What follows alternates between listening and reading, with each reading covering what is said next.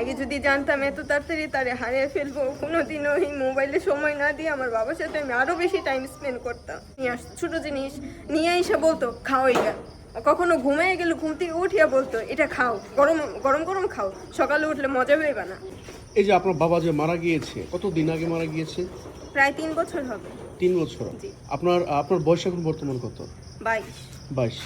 তো সেক্ষেত্রে তো 18-19 বয়স ছিল আপনার। জি। তো আপনার বাবার সাথে শেষ মুহূর্তে কোনো কাটানোর স্মৃতি মনে আছে কিনা?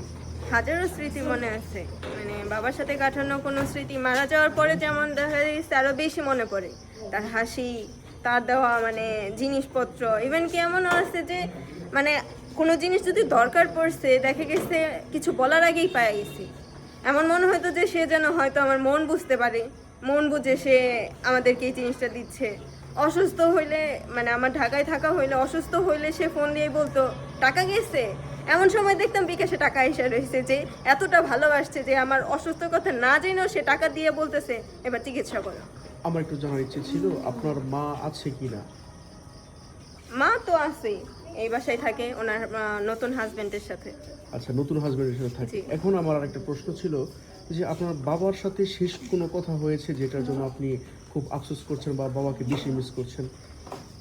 মোবাইলের জীবনটাতে না ভাই, মানে সব থেকে বেশি হয়তো মোবাইলেই টান দেওয়া হয়েছে। আগে যদি জানতাম এত তাড়াতাড়ি তারে হারিয়ে ফেলবো, কোনোদিনও এই মোবাইলে সময় না দিয়ে আমার বাবার সাথে আমি আরো বেশি টাইম স্পেন্ড করতাম। সারা জীবন সে বলতো মানে এমন সময় আমার বাবার একটা অভ্যাস ছিল যে সে যদি সন্ধ্যার সময় নামাজ পড়ে বাসায় আসতো না, খালি হাতে কখনো আসতো না।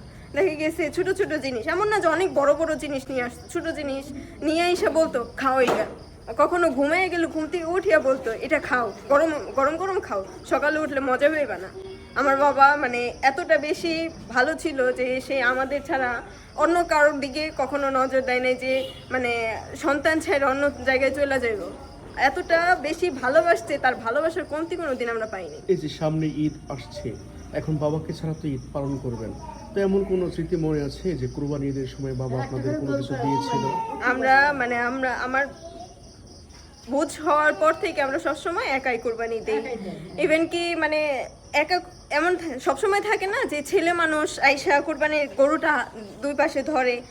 আমার বাবা আমাদেরকে ছেলের মতন দেখছে, সে কোরবানির গরু একা দিত দেখে আমাদেরকে বলতো তোমরা দুই পাশে দুইজন বোন কোরবানির গরুটা ধরো, আমি ছিলি, আর অন্য কারোর দরকার নাই, আমরা আমাদের কাজ করতে পারি। আমাদের উপরে এতটা বিশ্বাস তার ছিল। এই যে অনেক বাবারা রয়েছে যে মেয়েদেরকে মার্কেটের অনেক অনেক টাকা দেয়, সালামি দেয়, এরকম কোনো স্মৃতি মনে আছে কিনা? ওই জিনিসটা তো সব থেকে বেশি ঈদের দিন মনে পড়ে। তার দেওয়া প্রত্যেকটা জিনিস ভাই সব থেকে বেশি মনে পড়ে ঈদের দিনটা। মানে সে নামাজে যাওয়ার আগে তার সালাম দিয়ে তখন খোঁচানো হইতো বাবা টাকা দাও, বাবা টাকা দাও। সে সবসময় তার কাছে কিন্তু টাকা থাকতো পকেটে, অলওয়েজ আমাদের জন্য নতুন টাকা আগের দিন রেখে দিত। পরে সকালবেলা উঠে যখন আমরা বলতো টাকা দাও, তখন বলতো নাই। তখন সে বলতো কি আমার কাছে কোনো টাকা নেই, আমারে তোমরা টাকা দাও।